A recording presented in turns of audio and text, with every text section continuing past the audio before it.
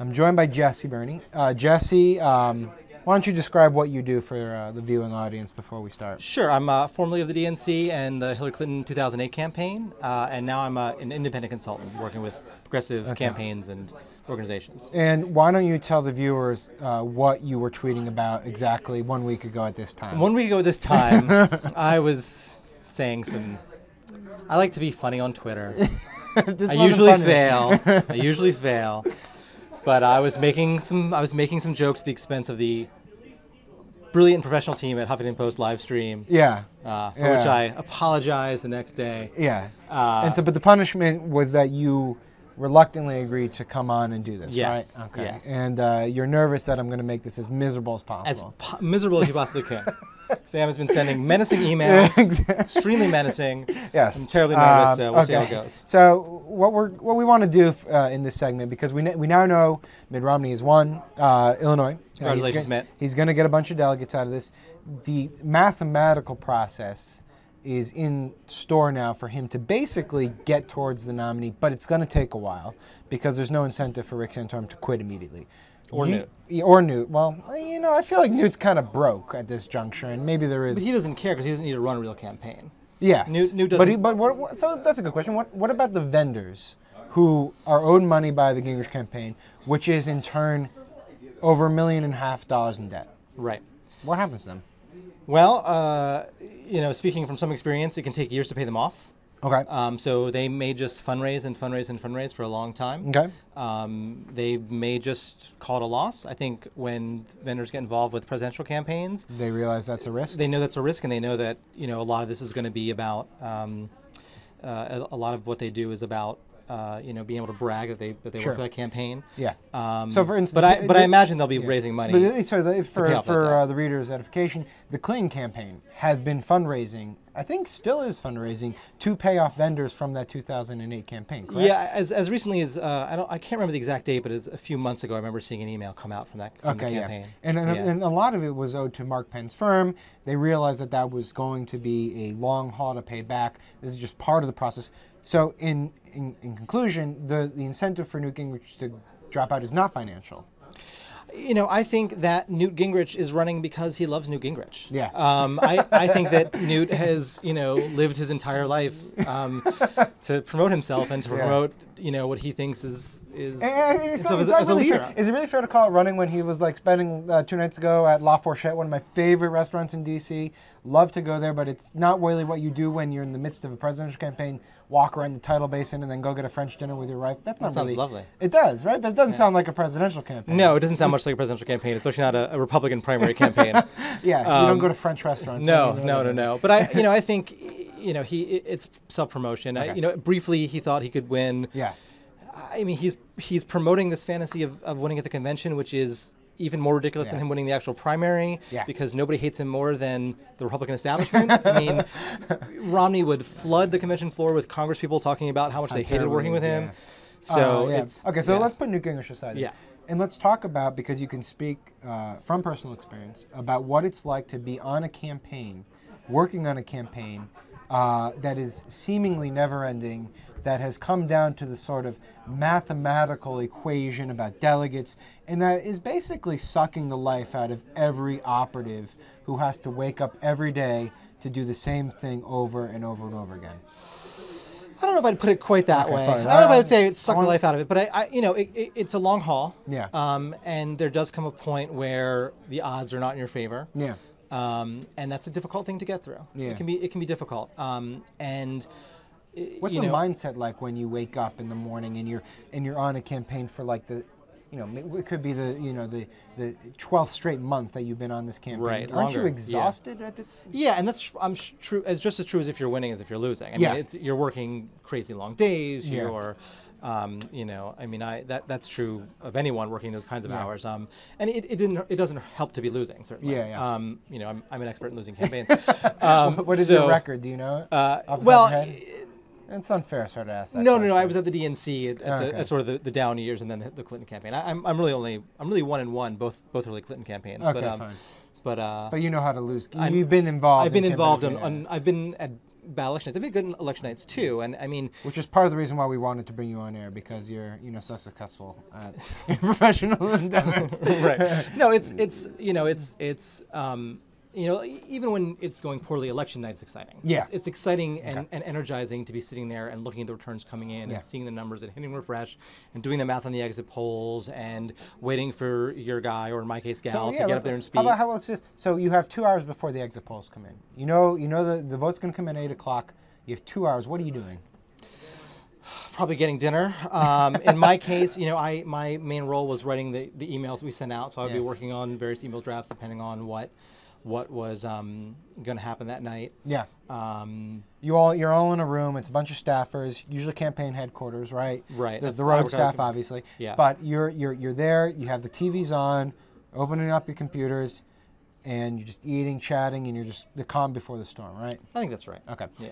Results come in, or at least you're hitting refresh. Finally, results come in. What happens? Obviously there's a lot of back and forth between everyone. I'm talking about the results. There's, in my case, I was spending most of my time trying to get the emails we were sending out vetted, getting approval on those. I remember some of my fondest memories are when Hillary would come on to speak, whether it was victory or a loss, everyone kind of gathering together to watch her speak. And just cheering her on. So that was, it was fun, and those nights were happy nights. I mean, the ones we lost were difficult, but if you work with people you love, and it's a good time. What is the fundraising element to these types of nights? So for Santorum, for instance, when he's won big in Mississippi, Alabama, instantaneously, internet fundraising is there. Right. But that's not, people think that just happens organically. You have to trap that momentum, right? Right. I mean, it's a mix. If you do nothing, money will come in. Sure. People will find a way. People will find a way. Go to your website. Okay. But it is malpractice not to be sending an email every single major primary night. Yeah. Win or lose. Yeah. You need to send an email and say, right now, because of what just happened, we need your money. And for those out there who are thinking about donating, it's actually true. All those emails actually are true. We do need your money. And so they get annoying, They do get annoying, and they're more annoying to write than to read. Take my word for it. Trust me. Okay. No, when you write for the for the millionth time, the end of quarter deadline is happening, and these things do matter, but it's tough to write. All right. It is a lot of fun hitting refresh on a really good night, like for example, the Hillary Clinton, like the New Hampshire thing, the New Hampshire primary. Was kind of crazy. That was crazy. It was unexpected and a very special night, and seeing that money roll in, like just hitting refresh on that number. What was it like when you saw Hillary Clinton cry in the lead up to the New Hampshire vote? Were you freaking out as a campaign operative? Was the campaign nervous about it, or were they like, that's her and her human element? I mean, I can't speak for the campaign because I wasn't. Fine, but how about you? But me personally, I saw it as a genuine human moment. I mean, look, I love Hillary Clinton, and I still love Hillary Clinton, and so I saw it as a genuine human reaction to what she heard. Which, being 4 years on, I don't actually remember what it was that was said to her, but I really think that. I think it's a very hard road being a president and running for president, and that's for sure. And maintaining what is this sort of presidential demeanor. And not being allowed to. Hold on, we have some goofballs over here. Amanda Turkle's walking with an umbrella. That's Amanda Turkle thinking that we wouldn't notice her in an umbrella for some reason. Anyways, we were having a poignant moment too, which is the irony. I think it was the best. It was actually the best moment of the campaign. Yeah. Because it was a moment where she broke through, this image and became.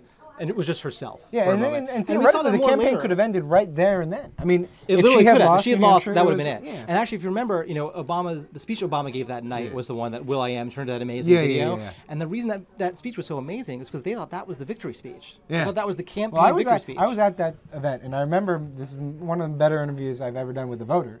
I went to this woman, and I said, tell me why you voted for Obama. And she goes, I thought he was going to win. And that was it. And she's like, and now I'm disappointed. Anyway, so let's bring it back to the current moment, which is, you're on the Santorum campaign, which in some respects is the same sort of uphill slog that faced Hillary Clinton about this time. What is the mentality, and what are you trying to do to get over what is a mathematical almost impossibility. But Right. Not quite. I mean, I think, in our case, and I think there was a lot of, there's probably a lot of internal debate going on as to what to do. Yeah. From the highest levels to the just the average staffers.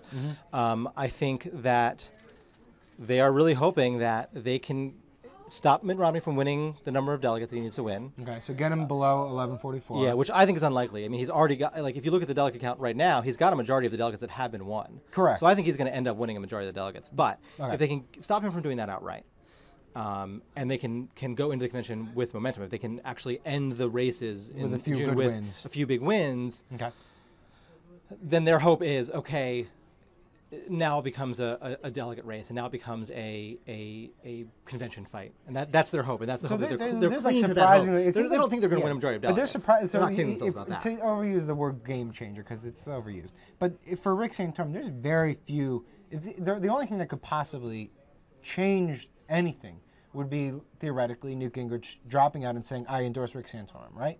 Is there anything else that could happen between now and then that could fundamentally recast what we think about this? Yeah, certainly not a Mitt Romney gas, since he makes them every day and they don't seem to affect the race at all. Yeah, but there's no there's no piece of opposition research that hasn't been mined yet that could totally ruin Mitt Romney's candidacy. Apart from something coming out of left field, it's hard to imagine that. No, I mean it's hard to see this not going the way it's been going, which is, Romney wins a relatively blue state or purple state, followed by Santorum winning a really red state. Yeah. Romney wins urban areas, Santorum wins rural areas. Yeah. Ironically, Romney's winning Catholics. I know. What is the? Well, because Catholic voters aren't They're more evangelical voters. Yeah, exactly. They're more moderate. They're not even more moderate. They're a perfect picture of what America is. They vote. They're swing voters. It's funny because everything was building up for Santorum to be like, I am this great Catholic champion of life, and I hate contraception and porn. God damn it, it's corrupting our young men. And then he's like routinely just not. He's going to kill the Catholics because most Catholics aren't Rick Santorum Catholics. Yeah, I know. Evangelicals are Rick Santorum Catholics. Let's be honest, most Catholics probably watch porn and probably use contraception too. I have no comment. Anyways, okay, so you are now, you're turning around and comment. Mark Blumenthal doesn't want any part of this conversation.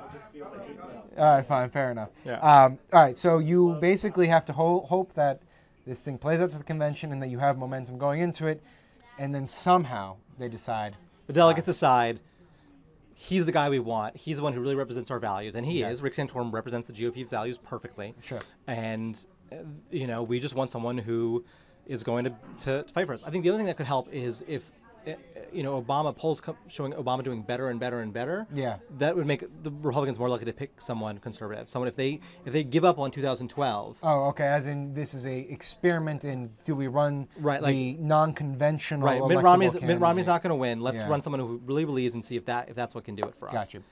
Well, listen, I want to thank you. It's probably the most substantive we've ever done. We've probably lost more viewers in this conversation. Pleasure. You've ruined the live stream, but I apologize. But that was what those you of you who are to left, do thank you for last staying week, around. so don't worry about it. Anyways, Jesse Berney, thank you so much. Appreciate it. What's your Twitter tag? It's just Jesse Berney, JESSEBERNEY. Follow this man. He is. I said you were the least funny person on Twitter last week, but you're not. You're very funny. Thank you very much. Okay.